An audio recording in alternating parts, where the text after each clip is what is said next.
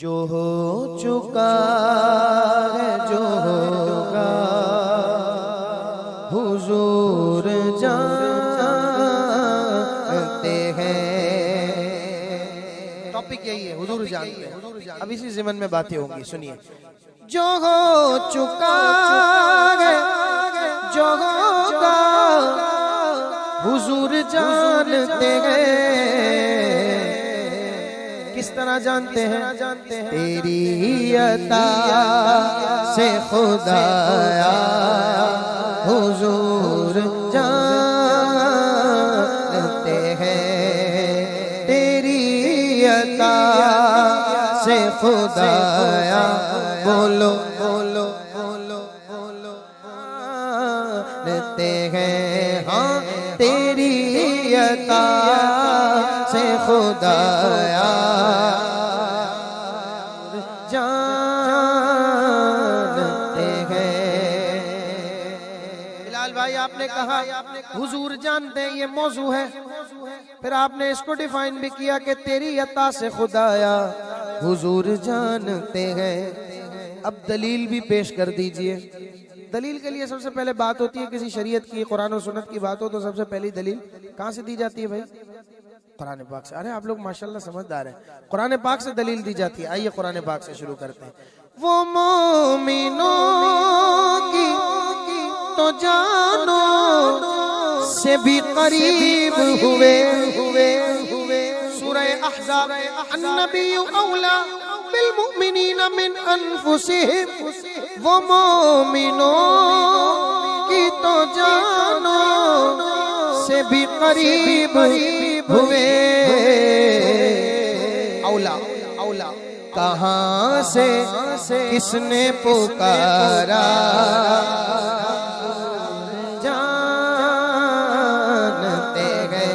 कहाँ से किसने पुकारा हुजूर जानते हैं। कहाँ से किसने पुकारा हुजूर जानते हैं। कुरान से दलील हो गई। दूसरी बात हदीस तय्यबा से ना। कुरान शरीफ के बाद बात आती है दलील हदीस शरीफ की, और फिर उसके बाद आती है अक्ली। तेरी अता से खुदाया हुजूर जानते हैं। हुजूर का फरमान भी हदीस, हुजूर का अमल भी हदीस। हदीस कौली हदीस पहली। इसी तरीके से सहाबा के फरामीन भी हदीस तय्यबा में शुमार होते हैं। इसी तरीके से वो सहाबा के अमाल जो हदीस पाक में मज़कूर है वो भी हदीस पाक है। अब सुनिए सहाबा का अमल। खुदा को देखा नहीं और एक मान लिया। अगली दलील पर आऊंगा फिर थोड़ा ज्यादा मजा आएगा। ये हदीस शरीफ है। खुदा को देखा नहीं और एक मान लिया के जानते थे सहाबा हुजूर जानते हैं। के जानते थे सहाबा हुजूर जानते हैं। के जानते थे सहाबा हुजूर जानते हैं। कुरान से दलील, हदीस पाक से दलील। आइए जरा अब इल्जामी सवाल करते हैं, क्रॉस क्वेश्चन। बात सारी हो जाती है ना, फिर उसके बाद सामने वाले से सवाल किया जाता है भाई ये तो मेरी चीजें हो गई, अब जरा बता तूने किस बिहाफ पर ये बात कही थी। अब हम सवाल कर रहे हैं। लोग कहते हैं इल्म गैब नहीं, आलिमुल गैबी फला युज़हिरु अला गैबी अहदा। भाई नात का ऐसा हो ना, आयात भी याद हो, बात भी करता हो तो जरा जो है वो पक्की करके ऐसे। इल्ला मन इर्तदा मिर रसूल, हर्फ इस्तिस्ना आया। इल्ला मन इर्तदा मिर रसूल, यानी हर्फ इस्तिस्ना इसलिए आता है कि आगे जिसका जिक्र है उसको मुस्तस्ना कर रहा है पूरी बात से।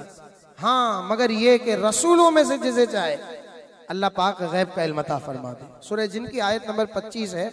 अच्छा, बाज लोग 25 पढ़ते हैं, इल्ला आलिमुल गैबी फला युज़िरु अला गैबी अहदा। बात इसका तर्जुमा क्या हो रहा है पता है? गैब का जानने वाला फला युज़िरु जाहिर नहीं करता अला गैबी अपने गैब को अहदा किसी एक पर। इतनी सुनाते हैं, आगे नहीं सुनाते। इल्ला मन इर्तदा मिर रसूल, मगर ये कि अपनी रज़ा से अपनी मर्जी से रसूलों में से जिसे चाहे इल्म गैब अता फरमाए।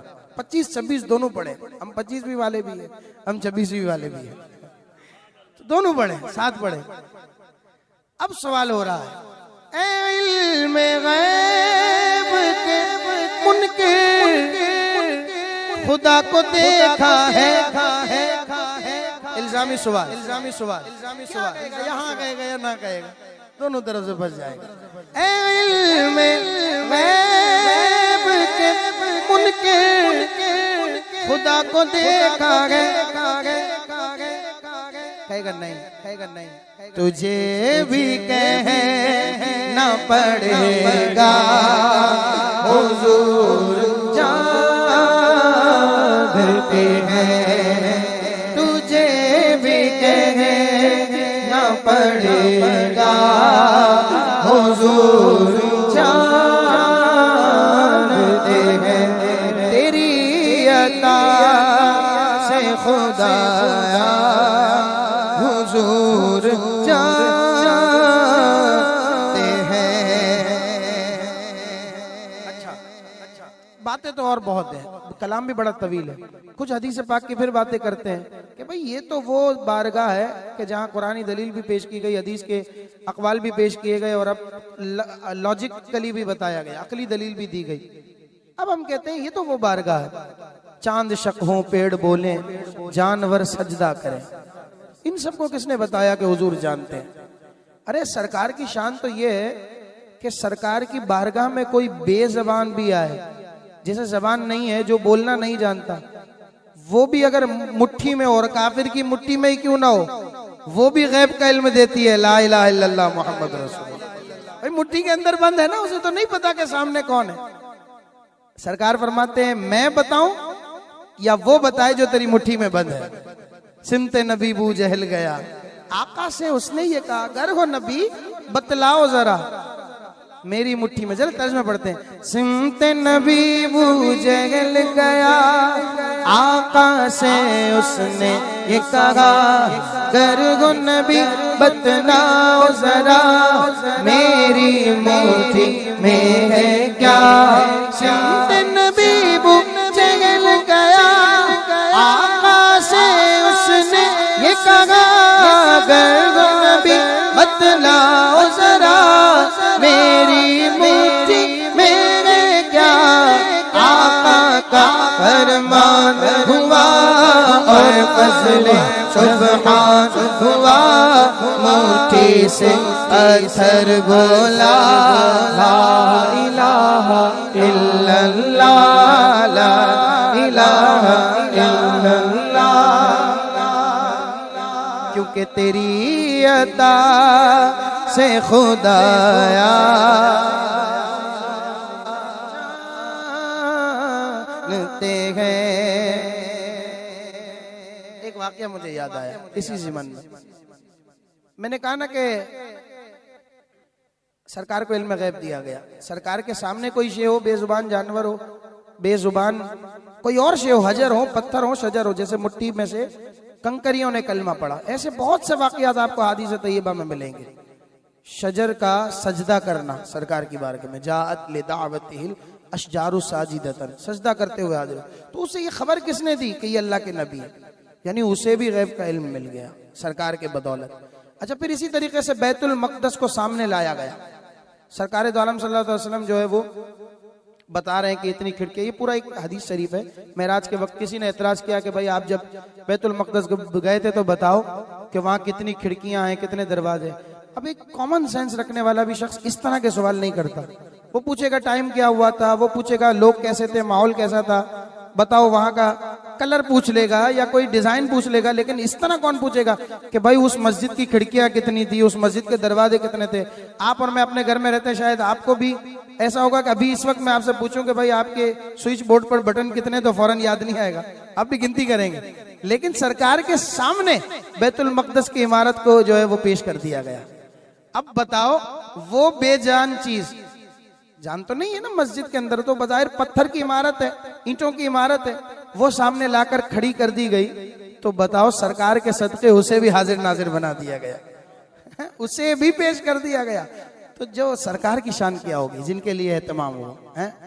तो सरकार दो आलम सल्लल्लाहु अलैहि वसल्लम की शान तो बहुत बुलंद है। एक दराज गोश्त, जिसे हम गधा कहते हैं, दराज गोश्त लंबे कानों वाला, वो जानवर सरकार की बारगाह में हाजिर था, माले गनीमत तकसीम हो रहा था। अब वो उसकी बड़ी ख्वाहिश थी कि सरकार मेरी पीठ पर सवारी करे। बड़ा तवील वाकया है, मैं सिर्फ बात जो इस मजमून की है वो आपसे जोड़कर फिर शेर पढ़ता हूँ। वो दराज गोश्त जब उससे सरकार ने पूछा, ए दराज गोश्त तेरा नाम क्या है, तो उसने नाम बताया अपना, अपने वालिद का, अपने दादा का, अपने परदादा का, सारे जद के नाम बता दिए और ये भी बता दिया कि मेरे ऊपर किस किस अंबिया ने सवारी की है, और अपनी ख्वाहिश भी बता दी कि या रसूलल्लाह मैं चाहता हूं कि मेरे ऊपर आप सवारी फरमाएं। यहां तो उस दराज गोश्त की मोहब्बत का इजहार हो रहा है, लेकिन कभी आपने इसको डीपली सोचा कि उस दराज गोश्त को ये गैब का इल्म दिया किसने? वो बता रहा है अपने दादा का नाम, अपने परदादा का नाम, हम में से 4 पीढ़ियों के नाम बहुत ज्यादा किसी को याद होंगे, इससे ऊपर तो नहीं पता होगा। वो बता रहा है कि मेरे परदादा ने, फिर उसके ऊपर, फिर इसके जद्दे अमजद, फिर उन्होंने फला फला नबियों पे सवारी की। अल्लाह अकबर। तो ये इल्म गैब सरकार के सदके जब जानवरों को अता कर दिया जाता है तो मेरे आका की शान और मेरे आका के गुलामों की शान क्या होगी? हैं? चाहे तो इशारे से अपने काया ही पलट दे दुनिया की, ये शान है उनके गुलामों की, सरकार का आलम क्या होगा। बयान लंबा हो गया, लेकिन मजे वाली बात है इसलिए मैंने जिक्र की। शायर कहते हैं, हिरन ने, ऊंट ने, चिड़ियों ने की यही फरियाद के उनके गम का मदावा हुजूर जानते हैं, के उनके गम का मदावा हुजूर जानते हैं। एक शेर हमारे वाजिद भाई ने याद दिलाया। अच्छा, एक तो कैफियत है, एक आजिज मंगता गुलाम गुनाहगार सियाकार जब सरकार की बारगाह में होता है तो उसकी कैफियत क्या होती है वो भी सरकार जानते हैं। छुपा रहे लगातार मेरे ऐबों को, छुपा रहे हैं लगातार मेरे ऐबों को, मैं किस कदर हूँ निकम्मा हुजूर जानते हैं। अब मैं जब सरकार की बारगाह में हाजिर हूँ, मैं चुप खड़ा हूँ, मवाजे पे सर झुकाए हुए, सुनाऊं कैसे फसाना हुजूर जानते हैं, सुनाऊं कैसे फसाना हुजूर जानते हैं, तेरी अता से खुदाया हुजूर जानते हैं। अच्छा, इस जमीन पर कई नातिया कलाम लिखे गए। एक तो सरवर हुसैन साहब का कलाम है जो सबसे पहले गालिबन लिखा गया, फिर उसके बाद उवैस कादरी साहब ने भी, ये जो अशार मैंने पढ़े ये उवैस कादरी साहब के आखिर में लिखते हैं। वो सारी बातें करने के बाद, खुदा की जाने उबैदुल को है पता क्या क्या, ज्यादा बात नहीं करो भाई, हमें पता है बस इतना हुजूर जानते हैं। टाइम जाया करते हो यार, हमें पता है बस इतना हुजूर जानते, हमें पता है बस इतना हुजूर जानते हैं, तेरी अता से खुदाया हुजूर जानते।